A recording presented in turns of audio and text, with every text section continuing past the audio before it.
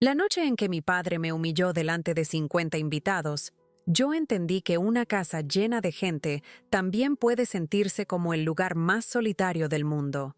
Tenía 12 años, un vestido azul claro que mi madre había elegido para mí antes de morir, y una esperanza pequeña pero terca de que mi padre me mirara con orgullo aunque fuera una vez. Era su aniversario, una fiesta enorme en la casa familiar, con mesas largas, luces doradas, música suave y personas sonriendo como si nuestra familia fuera perfecta. Antes de seguir, suscríbete al canal, porque historias como esta merecen ser escuchadas hasta el final. Aquella noche yo no sabía que el hombre sentado en silencio junto a la ventana, el abogado de la familia, no había llegado solo para brindar por mi padre. Desde fuera nuestra vida parecía ordenada. Vivíamos en una casa grande con jardín, paredes blancas, cuadros antiguos y una escalera de madera que crujía cuando alguien subía demasiado tarde. Mi padre, Ernesto, era un hombre respetado en la ciudad, dueño de una pequeña empresa de construcción que había crecido mucho después de la muerte de mi madre. La gente lo llamaba trabajador, fuerte, admirable. Yo lo llamaba papá, aunque cada año me costaba más sentir que esa palabra todavía me pertenecía. Después de que mamá murió, él se volvió frío conmigo, como si mi cara le recordara algo que prefería olvidar. Aún así, yo seguía intentando ganarme su cariño con buenas notas, silencio y obediencia. Mi madre, Elena, había sido todo lo contrario. Ella hacía que la casa respirara, cantaba mientras preparaba el desayuno, me peinaba despacio antes de ir al colegio y decía que una niña nunca debía pedir permiso para sentirse amada. Cuando enfermó, yo era demasiado pequeña para comprender lo que estaba pasando, pero recuerdo sus manos delgadas guardando cartas en una caja de música. Me dijo que algún día entendería por qué las palabras también podían proteger. En ese momento pensé que hablaba de cuentos, de recuerdos, de amor. Nunca imaginé que hablaba de documentos, de secretos legales y de una verdad capaz de destruir la imagen perfecta de mi padre. Mi madrastra, Rebeca, llegó a nuestra vida menos de un año después del entierro de mi madre. Era elegante, siempre perfumada, siempre sonriente delante de otros, pero conmigo tenía una manera muy suave de lastimar. No necesitaba gritar. Le bastaba con mover mis cosas del lugar, corregirme en público o recordarme que una niña agradecida no hacía preguntas. Tenía una hija mayor, Martina, que se instaló en mi antigua habitación de juegos como si siempre le hubiera pertenecido. Mi padre decía que ahora éramos una nueva familia. Yo asentía, aunque por dentro sentía que me habían dejado en un rincón de mi propia vida. La fiesta de aniversario de mi padre era su gran noche. Cumplía 50 años y quería celebrarlo como si fuera un rey. Mandó decorar el salón con flores blancas, contrató músicos y pidió una cena tan abundante que parecía una boda. Vinieron empresarios, vecinos, parientes que yo apenas conocía y personas que solo sonreían cuando mi padre miraba. Yo pasé la tarde ayudando a poner tarjetas sobre la mesa, revisando copas y tratando de no estorbar. Rebeca me había advertido que no hiciera preguntas raras, que no mencionara a mi madre y que no arruinara la noche con mi cara triste. Yo prometí portarme bien porque quería creer que si todo salía perfecto, tal vez mi padre me daría las gracias. El abogado familiar, el señor Samuel Hale, llegó poco antes de la cena. Era un hombre mayor, delgado, con ojos tranquilos y una maleta de cuero que nunca soltaba. Yo lo recordaba de cuando mamá vivía. A veces venía a casa, hablaba con ella en el estudio y luego se marchaba con una expresión seria. Aquella noche me saludó inclinando la cabeza, no como los adultos que saludan a los niños sin verlos, sino como si yo fuera alguien importante.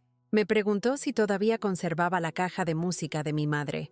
La pregunta me sorprendió tanto que no respondí de inmediato. Solo asentí, y él me miró con una tristeza que me dejó inquieta. Durante la cena, todos reían. Mi padre recibía elogios, abrazos y regalos caros. Rebeca se sentaba a su lado, brillante como una joya, tomando su brazo cada vez que alguien mencionaba lo mucho que ella lo había ayudado a reconstruir su vida. Martina presumía su vestido nuevo y decía que pronto viajaría a Europa para estudiar arte. Yo estaba al fondo de la mesa infantil, aunque ya no era tan pequeña, cortando mi comida en pedazos diminutos. En una pared cercana había una fotografía de mi madre que Rebeca había querido quitar, pero mi abuela insistió en dejarla. Cada vez que miraba esa foto, Sentía que mamá seguía pidiendo espacio en una casa donde otros intentaban borrarla. Todo comenzó por una pregunta inocente. Una tía lejana se acercó a mí y me dijo que yo me parecía mucho a Elena. Me preguntó si todavía guardaba recuerdos de ella. Yo, nerviosa pero feliz de que alguien hablara de mamá con cariño, dije que sí, que tenía su caja de música y unas cartas que ella me había dejado. La sonrisa de mi tía se congeló un poco. Rebeca levantó la vista de inmediato. Mi padre, que estaba a pocos pasos, dejó la copa sobre la mesa con un golpe seco. No fue un golpe fuerte, pero todos cerca lo escucharon. Entonces caminó hacia mí con esa mirada que usaba cuando yo había cometido una falta invisible. Me preguntó qué cartas eran esas. Su voz sonaba tranquila, pero yo conocía el peligro escondido en esa calma. Le dije que eran cartas de mamá, nada más, que nunca las había abierto todas porque algunas estaban selladas. El silencio cayó sobre el salón como una manta pesada. Vi a Rebeca apretar los labios. Vi al abogado levantar apenas la cabeza. Mi padre sonrió frente a los invitados, pero sus ojos no sonreían. Me dijo que dejara de inventar historias para llamar la atención, que mi madre no me había dejado ningún secreto, que una niña caprichosa no debía usar a una muerta para sentirse especial. Sentí que la sangre se me iba de la cara. Después vino lo peor. Mi padre no se detuvo. Dijo delante de todos que yo era ingrata, que Rebeca había intentado quererme y yo solo traía problemas. Dijo que me pasaba la vida aferrada a fantasmas, porque no aceptaba que él había seguido adelante. Algunos invitados miraron al suelo. Otros fingieron no escuchar. Martina sonrió con una alegría pequeña y cruel. Yo quería desaparecer, pero mis piernas no se movían. 50 personas habían llegado para celebrar a mi padre, y de pronto, todas estaban mirando cómo él rompía a su propia hija en medio del salón. Cuando por fin pude respirar, me di vuelta y caminé hacia el pasillo, con los ojos llenos de lágrimas, sin saber que cada palabra cruel acababa de activar el plan que mi madre había dejado preparado años atrás. Me escondí junto al estudio de mi madre porque era el único lugar de la casa donde todavía podía sentirla cerca. La puerta estaba cerrada, pero el pasillo olía a madera vieja, papel y lavanda, igual que cuando ella pasaba horas allí escribiendo. Me senté en el suelo con las rodillas contra el pecho, tratando de no llorar fuerte. No quería que alguien me encontrara destrozada y después dijera que estaba haciendo una escena. Esa era la palabra favorita de Rebeca cuando yo sentía demasiado. Escena. Como si mi dolor fuera teatro.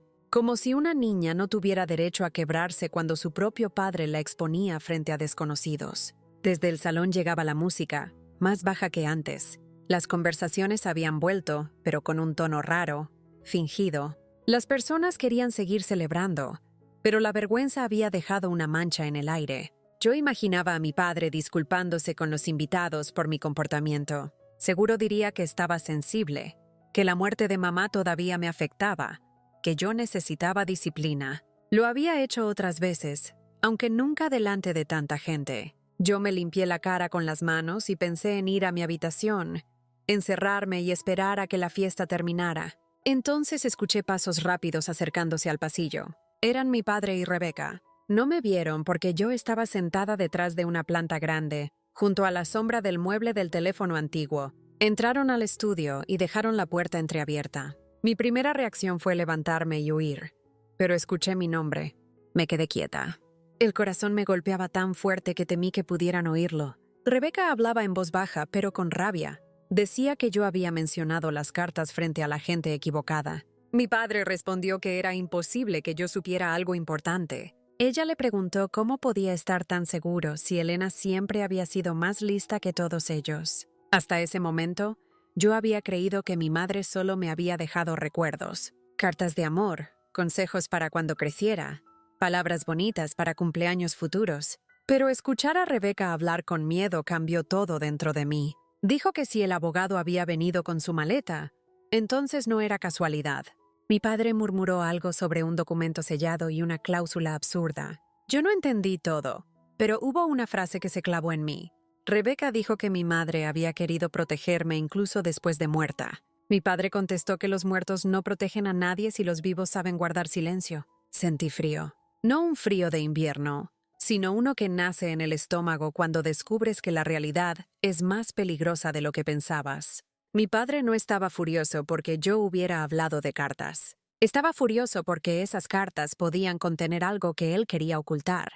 Rebeca empezó a caminar dentro del estudio, abriendo cajones, moviendo carpetas. Decía que tenían que encontrar cualquier cosa relacionada con mi madre antes de que el abogado lo hiciera. Mi padre le ordenó que se calmara, pero su voz también temblaba. Yo nunca lo había escuchado temblar. En el salón, él era dueño de todo. En ese estudio parecía un hombre encerrado por sus propios errores. Entonces oí otro paso en el pasillo. Una mano se apoyó suavemente en mi hombro y casi grité. «Era el señor Hale». Me hizo un gesto con el dedo sobre los labios y se inclinó a mi lado. Sus ojos no estaban sorprendidos, como si hubiera esperado encontrarme allí. Me ayudó a levantarme sin hacer ruido y me condujo unos metros más lejos, hacia una pequeña biblioteca lateral que casi nadie usaba. Cerró la puerta despacio. Yo estaba temblando, avergonzada de mis lágrimas, pero él no me miró con pena. Me miró con respeto. Eso me dolió de una manera extraña, porque hacía mucho que ningún adulto me trataba como si mi voz importara. El señor Hale me preguntó si mi madre me había dejado una caja de música con una bailarina rota. Asentí. Me preguntó si dentro había una llave pequeña pegada bajo el terciopelo rojo. Yo no sabía de ninguna llave. La caja estaba en mi habitación, dentro de un baúl viejo, bajo mantas que Rebeca nunca tocaba porque decía que olían a polvo. Le pregunté qué estaba pasando.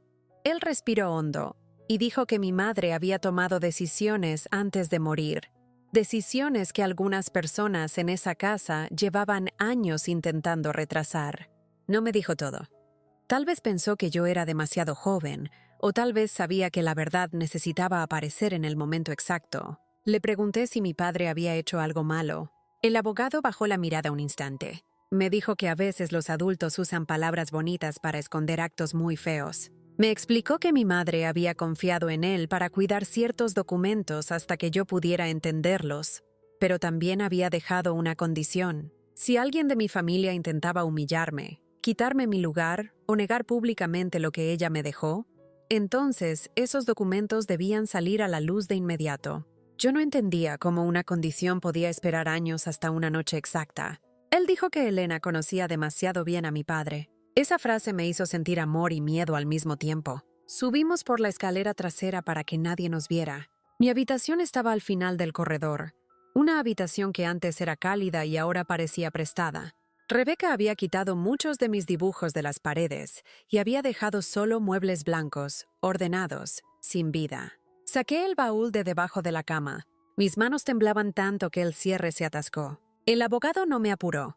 Cuando abrí la caja de música, la bailarina giró lentamente con una melodía cansada. Debajo del terciopelo rojo, justo donde él había dicho, había una llave diminuta pegada con cinta vieja. También había un sobre que yo nunca había notado porque estaba escondido dentro de una doble base. El sobre tenía mi nombre escrito con la letra de mi madre. Clara. Solo eso.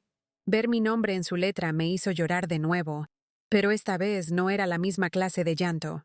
Era como si una mano saliera del pasado para tocarme la mejilla. El señor Hale me pidió permiso para abrirlo conmigo. Dentro había una nota corta y otro sobresellado con cera azul. La nota decía que si esa noche había llegado, entonces yo debía confiar en la verdad, aunque doliera. No había adornos, no había palabras largas, solo la voz de mi madre diciéndome desde una hoja amarillenta que no estaba sola. El abogado tomó el sobresellado con mucho cuidado, como si pesara más que todo el cuarto. Cuando regresamos hacia la planta baja, la música había cambiado. Mi padre estaba preparando su gran brindis. Lo escuché reír desde la escalera. Una risa fuerte, segura, hecha para convencer a todos de que nada malo había pasado. Yo caminaba detrás del señor Hale con la caja de música contra el pecho. Cada paso me parecía imposible.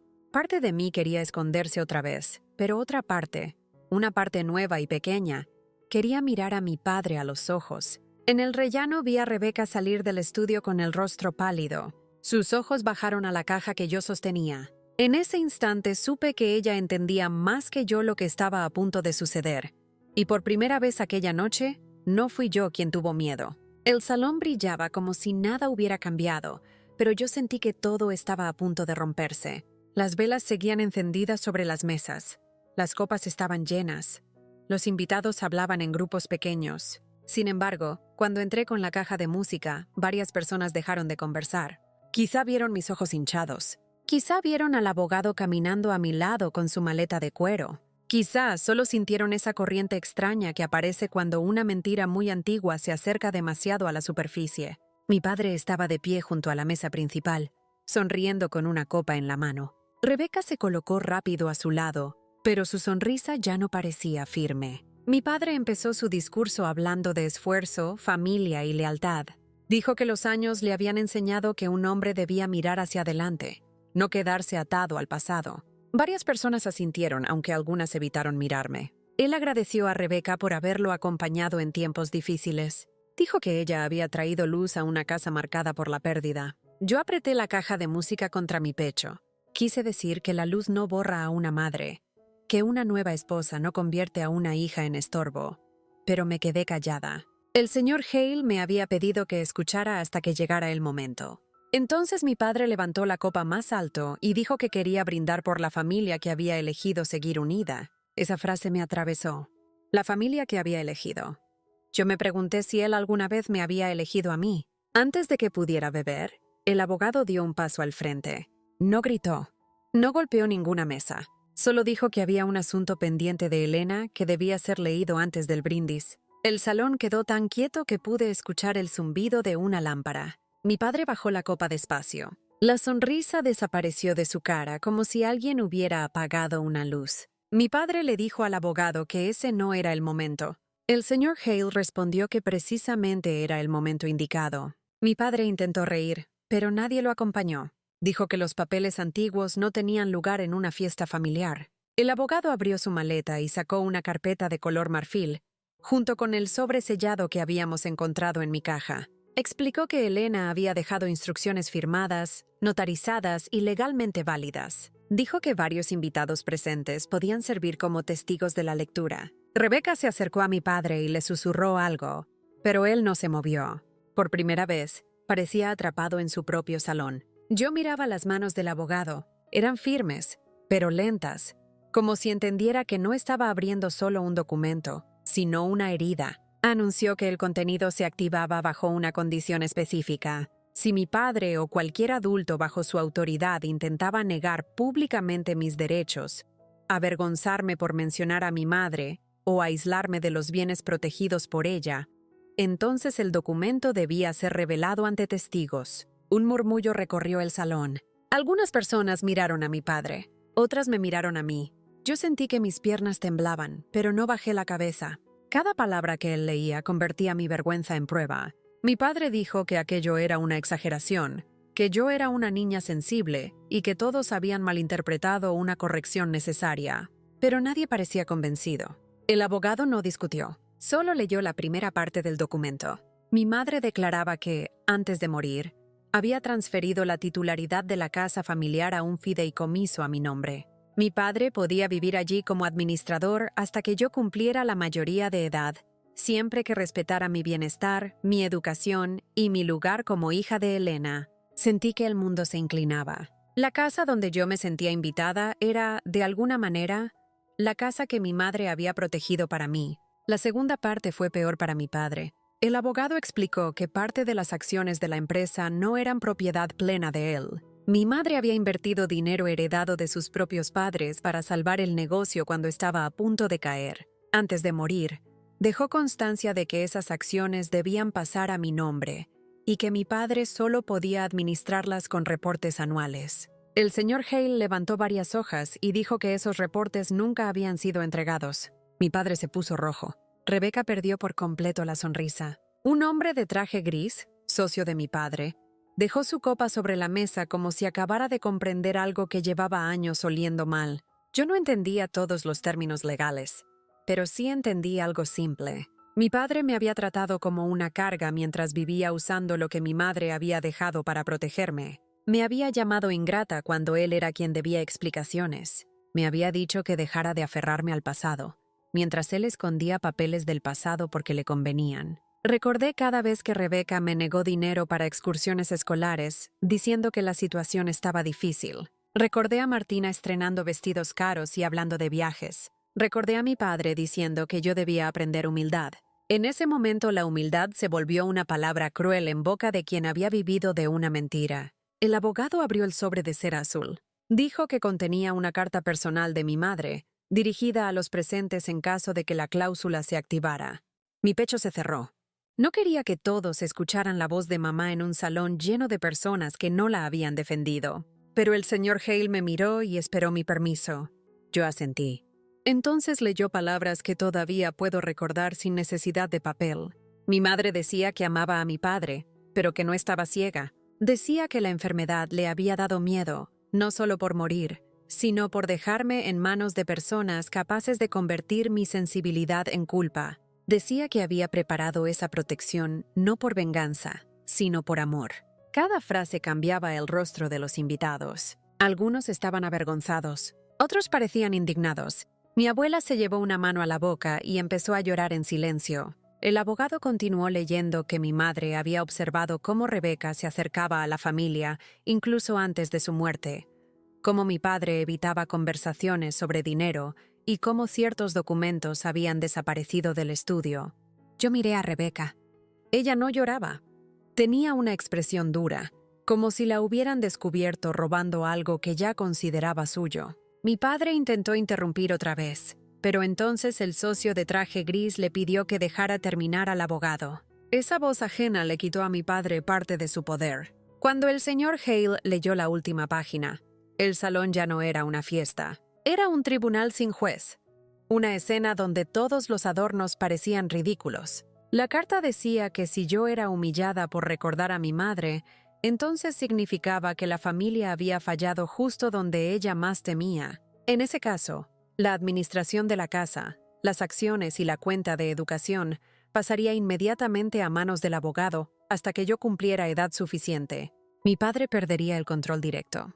Rebeca no podría tocar nada, y cualquier gasto hecho sin autorización sería revisado. Mi padre dio un paso hacia el abogado, pero dos invitados se interpusieron de manera casi instintiva.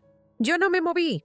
La niña que había salido llorando al pasillo ya no estaba sola en medio del salón. Después de la lectura, nadie supo qué hacer con las manos. Esa es una cosa extraña que recuerdo muy bien. Las personas sostenían copas que ya no querían beber, servilletas que ya no necesitaban, regalos que parecían fuera de lugar. Mi padre miraba al abogado como si pudiera deshacer todo con rabia. Rebeca caminó hacia mí, pero el señor Hale se puso delante sin tocarla. Le dijo que cualquier conversación conmigo debía ocurrir más tarde, en presencia de un representante legal. No levantó la voz, pero su autoridad llenó el espacio.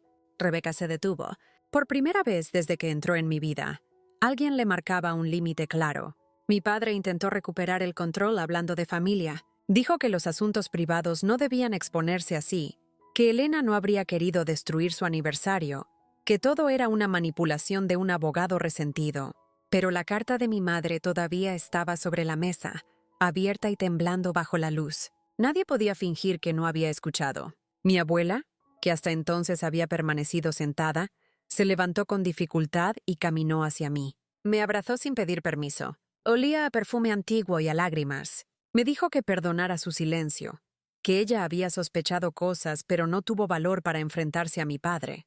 Yo no sabía si podía perdonarla, pero en ese momento acepté su abrazo porque mis huesos necesitaban sostén. El socio de mi padre pidió revisar los documentos de la empresa. Otro invitado, que era contador, comentó que si no se habían entregado reportes, podía haber consecuencias serias. Las palabras legales empezaron a multiplicarse en el salón. Auditoría, administración indebida, fideicomiso, responsabilidad. Yo las escuchaba como si vinieran de lejos. Lo único que entendía con claridad era que mi padre ya no parecía enorme. Seguía siendo adulto, seguía siendo mi padre, pero algo se había roto en la forma en que los demás lo miraban. La autoridad que usó para humillarme dependía de que todos creyeran en su versión. Mi madre había dejado una verdad suficientemente fuerte para cambiar esas miradas. Martina empezó a llorar, pero su llanto era diferente al mío. No era un llanto de dolor, sino de miedo a perder comodidad.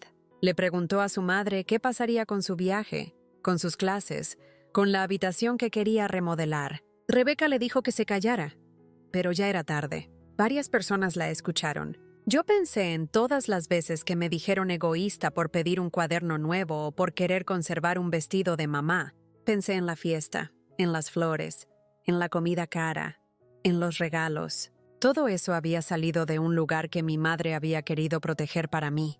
No sentí alegría. Sentí una tristeza profunda, porque la traición no siempre llega como un golpe. A veces llega vestida de normalidad durante años. El señor Hale me preguntó si quería retirarme a otra habitación. Yo miré a mi padre. Él evitó mis ojos. Eso me dolió más que sus gritos. Después de todo lo revelado, después de quedar expuesto, no pudo mirarme como hija. Me miró como problema. Entonces entendí que había pasado demasiado tiempo esperando un amor que él no sabía dar o no quería darme. No dije nada dramático. No lo insulté. Solo dejé la caja de música sobre la mesa principal, justo al lado de su pastel intacto. La bailarina rota empezó a girar porque el mecanismo se había activado con el movimiento. La melodía de mi infancia llenó el silencio, débil pero clara. Esa música hizo llorar a varias personas, no porque fuera hermosa, sino porque recordaba a Elena. Mi madre había estado ausente toda la noche y aún así, de pronto parecía más presente que cualquiera. El abogado me entregó una copia de la carta, no la original. Me dijo que la original quedaría bajo custodia. Yo pasé los dedos sobre la letra de mamá. No podía abrazarla, no podía escuchar su voz real. No podía pedirle que me explicara por qué tuvo que morir dejándome con adultos tan pequeños. Pero podía sentir que, en sus últimos días, cuando su cuerpo se debilitaba, su amor seguía pensando en mi futuro. Mi padre me había humillado frente a 50 invitados. Mi madre había elegido a esos mismos 50 como testigos de mi protección. La fiesta terminó sin despedidas alegres. Las personas se fueron en grupos silenciosos. Algunas me tocaron el hombro, otras solo bajaron la mirada, incapaces de enfrentar el hecho de que habían visto una injusticia y no hicieron nada hasta que un papel les dio permiso para creerme. Aprendí algo esa noche sobre los adultos. Muchos no defienden al débil cuando el abuso ocurre. Esperan una prueba perfecta, un documento, una autoridad que les diga que ahora sí pueden sentir indignación. Yo no tenía palabras para esa rabia, pero la guardé. No como veneno, sino como memoria. Nunca quise volver a ser una niña que necesitara que otros validaran su dolor para saber que era real. Esa misma noche no dormí en mi habitación. Mi abuela me llevó a su casa por recomendación del señor Hale. Antes de salir, mi padre me alcanzó en la puerta. Por un segundo pensé que pediría perdón. Una parte tonta de mí todavía lo deseaba, pero solo dijo que yo no entendía el daño que había causado. Lo miré con la caja de música en brazos. Le respondí que no, que tal vez no entendía todo, pero sí entendía quién había causado el daño y quién había intentado esconderlo. Fue la primera vez que le hablé sin miedo.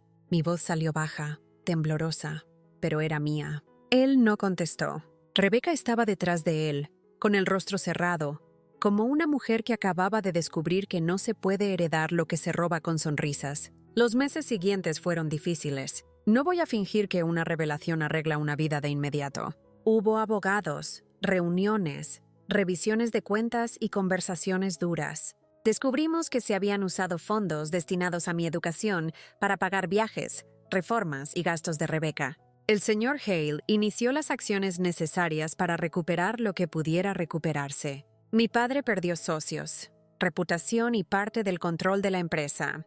Pero lo más importante no fue el dinero. Lo más importante fue que yo dejé de creer que mi valor dependía de cómo él me tratara. Comencé terapia con ayuda de mi abuela. Volví a leer las cartas de mi madre, una por una.